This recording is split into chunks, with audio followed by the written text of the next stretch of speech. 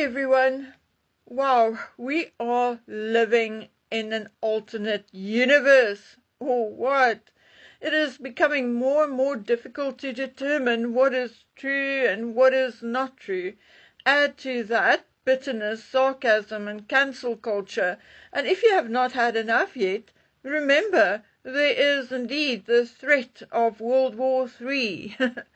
Goodness gracious, and all I want is to tile my kitchen and 4 new tires for my car. So talking about tiling a kitchen, I bought the tiles nearly 2 years ago when we just moved in, and I could not occupy my bedroom because we could not get the smell of cat urine out. The only solution was to re-screed the floor and then tile it. Now, with my hay fever and sinus issues, a carpet is never a solution. So the tiles were on discount and I could afford it at the time. So I bought enough to tile my bedroom, the lounge and the kitchen. But to date, we have not gotten around to tiling the rest. But 6 months ago, my daughter got fed up with the broken old tiles in the kitchen and decided to dig them up. And ever since, we have been living with the cement dust coming off the floor, and that is also, of course, one reason why I often sound like I have a continuous blocked nose. Anyway, talking about tiling, I actually wanted to talk about Andrew and Marsh farm and that alternate universe I was just talking about. Now, the move of Andrews that brought out the ugliest, nastiest, sometimes even the dumbest of people I have come across in a long time. And I mean, except for those suffering from Sussex derangement syndrome or the 70-year-olds with condom gate syndrome. If you understand what I'm saying. Now, seriously, mankind's various syndromes are actually now starting to do my head in. But yes, what shall I say when someone goes on YouTube and pulls the most goddamn awful faces because, lo and behold, God forbid, geez Louise, Marsh Cottage is being renovated for Andrew. Now, obviously, the lady did not do her homework. Marsh farm and the house itself was occupied by a tenant farmer until a good couple of years ago when the farmer died. Now, yes, the house is not as small as some of the media wants you to believe. Definitely not a shoebox by any stretch of the imagination. The brick and sandstone farmhouse is, however, severely neglected, with moss growing on the roof, a non-existent kitchen, and extremely outdated bathrooms. The condition it was in would likely have seen it being condemned or deemed unlivable by, say, a building inspector, even if your name was Joe and not Andrew. I truly do not understand it. People wanted Andrew's title stripped. It had been stripped, including his princely title. Yes, I mean, he's now plain old Mr. Andrew Mountbatten Windsor. They wanted him out of Royal Lodge, and he is now clearly on his way out. Now, he's basically going to go live on a private estate, out of sight. So, honestly, what more do people want? Old Nasty, who could not make a more disgusted face if she tried. I mean, really, what does she want? For Andrew to go live in a one-bedroom flat with mold, a leaking roof, blocked chimney, and sleeping on a mattress on the floor? Is that what she would want? I mean, seriously, if that's what you wanted, then Andrew would be better off in prison But oh, I forgot, he has not been convicted of anything. So put that in your pipe and smoke it, madam. Now, I'm amazed at how people can lately come on YouTube and over-dramatize everything. Oh, the king looked left, which means he is shunning William. Oh, and yesterday he looked right and scratched his nose, which means he is now cancer-free. Oh, my heart. Oh no, oh no, oh no. Catherine is wearing a scarf, sending a message to Meghan. Oh, listen, my dears, this is all rubbish, pure fiction. Look, looking good and looking happy, maybe sending a message to the world, to the squaddies and to the media. But all this other crap is pure fiction. Not the King, Camilla, William, Catherine and Sophie or Edward will ever go share their innermost feelings or thoughts with staff or the public. So how or why would they openly and publicly send subliminal messages to each other or even over the ocean? Like Jay once said, he is sure that 90% of the time they do not even think about anything much before an event except for what they are going to say in their speeches and then rehearsing people's names, etc. And then, there are times when they wear certain items because it gives them confidence or because protocol requires it. Now, did you see the scream the other day? The headline, Catherine holding her own umbrella and protecting her aide under it. I mean, glory, how nauseating. She did this on purpose to send a message to Meghan, who allegedly made 1,002 demands before coming to the United Kingdom. Bullshit. Catherine has held her own umbrella numerous times.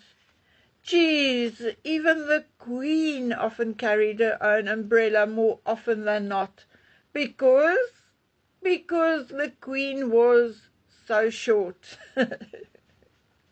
Now, you can see that the man was holding the umbrella for Catherine while she was getting out of the car. And one can see that they are familiar with each other and they are at ease with each other.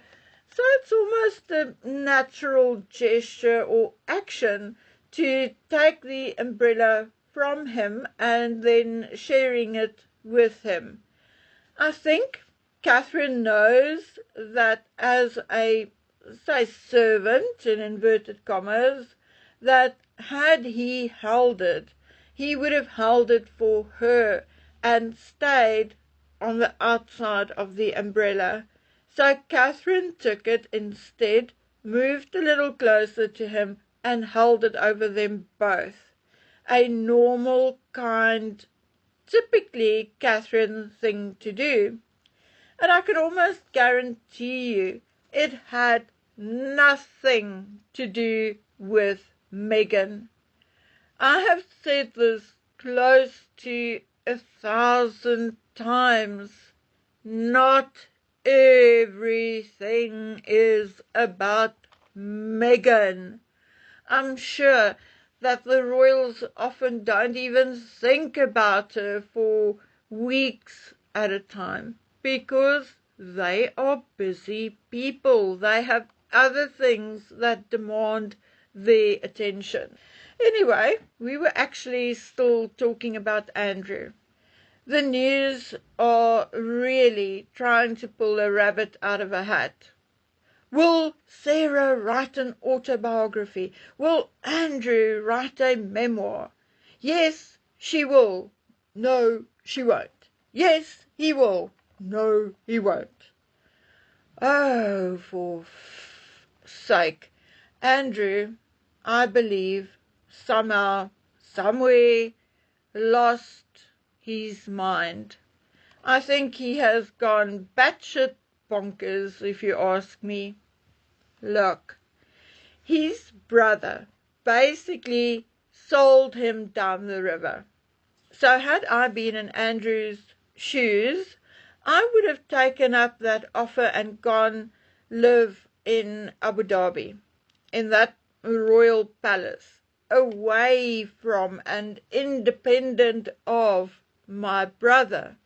But Andrew caved and is moving to Marsh Farm, where he will thus again, and even more so, be dependent on his brother. Now that is what I call stupid, stupid, stupid. So even if Andrew decided to write a book, he can't, because Charles will then likely kick him out again. Now, as far as Sarah goes, she has nothing left to lose. She would be stupid not to write a tell-all book, a volume 1 and 2. I see the media and sycophants are already trying to preempt it by saying that no one will believe poor Sarah, blah, blah, bloody blah. Now, I call that rubbish. Sarah has done some very, very stupid things and said some very stupid things, but she's not really known to be a liar. Yes, she lied about not being in contact with Epstein, but geez, after everything was said and done, wouldn't you? Wouldn't you, in light of what happened to Andrew, in light of what happened to Harry and Meghan, in light of where the beautiful Diana is now, I think it is time, it is all revealed. Both Prince Philip and the Queen are now in their graves, and it really is time now, using President Trump's words, to drain the swamp. The facts are that I do not wave the flag for Andrew anymore. I'm very disappointed that he lied about talking to Jeffrey Epstein even after that photographed walk of theirs in the park. So yes, he lied. Are those big lies or white lies? And again, let's be honest, I don't know, and neither do you. Not really, not factually, and as much as I would now take Andrew's account of the Epstein saga with a whole heap of salt, I would say his lies about the Epstein saga is more self-preservation than lying.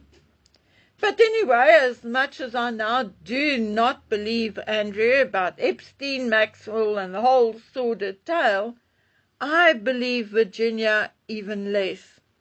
And again, my friends, for all of those who wants to turn Virginia Giuffre into a victim, she told everyone. She bragged about being paid $15,000, I believe, to please Andrew. Now, sorry, dear people, that is not a victim. It is a high-class prostitute who gets paid that kind of money. Anyway, as far as I'm concerned, Andrew can now go watch planes land and take off all day on a screen at Marsh Farm. All day, every day, because what he does or don't do is not my concern. What had been a bee in my bonnet from day one is that the one brother had now lost everything and the other one is king. I don't get it. I don't understand it, and I never will. Here is Andrew in a nutshell. He got married, had 2 daughters, got divorced, never married again, loved his parents, respected them, stayed loyal to his family, the monarchy, and the country, happened to be stupid and naive, and made friends with Epstein and Nygaard. Now, we can't be 100% sure, but it now appears that Andrew and Epstein were friends for nearly 20 years, from 1999 to 2019.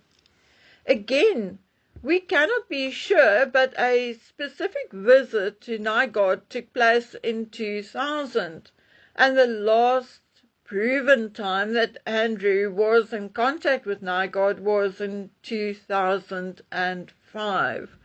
So we can say about 5 years. Okay, but let's go and look at his brother Charles. He married, he had 2 boys, got divorced, had at least affairs with 3 women while being married and dating his current wife, married a woman who herself was married and divorced due to their affair.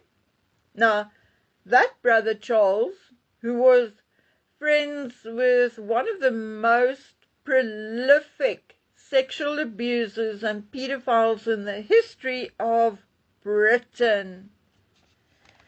Indeed, Charles and Jimmy Savile were friends for 33 years. And, make no mistake, there were complaints against Jimmy about various offences of a sexual and abusive nature during that period. But absolutely nothing came of it, largely because of his friendships with Charles and Margaret Thatcher. 33 years and numerous complaints at the police. And Charles wants us to believe that he knew nothing? Complaints from women in his own office. But he hasn't seen anything, hasn't heard anything. He knows absolutely nothing. Well, I call that, you know what I call that. Complaints even from his own wife. And even Charles's father seemed fully aware of Jimmy's mental disturbance and illness, and even told Jimmy Savile one day to put away that kid. I mean, even Charles's father knew, but Charles to this day wants us to believe that he knew nothing about Savile's lust and illness around children and helpless people. Now, Charles met Peter Ball in the 80s, and they remained close until Paul was convicted and jailed in 2015. We are again talking something like 30 years. A friendship which also endured Paul's earlier charges, just like Andrew and Epstein. Then there was Van der Post, yet another friendship which lasted about 21 years. Van der Post made a 14-year-old girl pregnant. And lastly, let's not forget Uncle Dickie, or then Lord Louis Mountbatten, who had an obsession or a liking for young boys. So here we have 2 brothers, same shit, but one has been humiliated and lost everything, and the other one is sitting plush as King of England and head of the church. Now, I cannot and never will accept that. And neither can I accept that it is in any way, shape, or form right or just. It just isn't. It just cannot be, and I cannot get over the fact that the cancel culture mob wants Andrew half dead in the gutter, but at the same time they hail King Charles. In my opinion, the line of bodies in Charles's wake is much longer than Andrew's, and that, again in my opinion, is indeed why he is trying so hard to discredit William, because I think Charles fears William. He is afraid of William, because William knows. He knows where the skeletons are buried. And who knows what could happen the day William has had enough.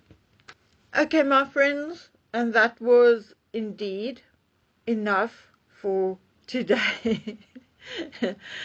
I know I need to speak to you, or have to speak to you about my take on Harry and Meghan. But I'm just so sick of them. Really. But I'll muster up the courage. I see I have some email in which they are being mentioned, so I don't know what's being said yet. I haven't read it yet, but I will go and read it and see whether there's anything new or, anything surprising. But yeah, I'll sort of collect the courage and I will tell you what I think of all the shenanigans, hopefully in the next video. So until then, please take good care of yourselves and stay safe. Bye.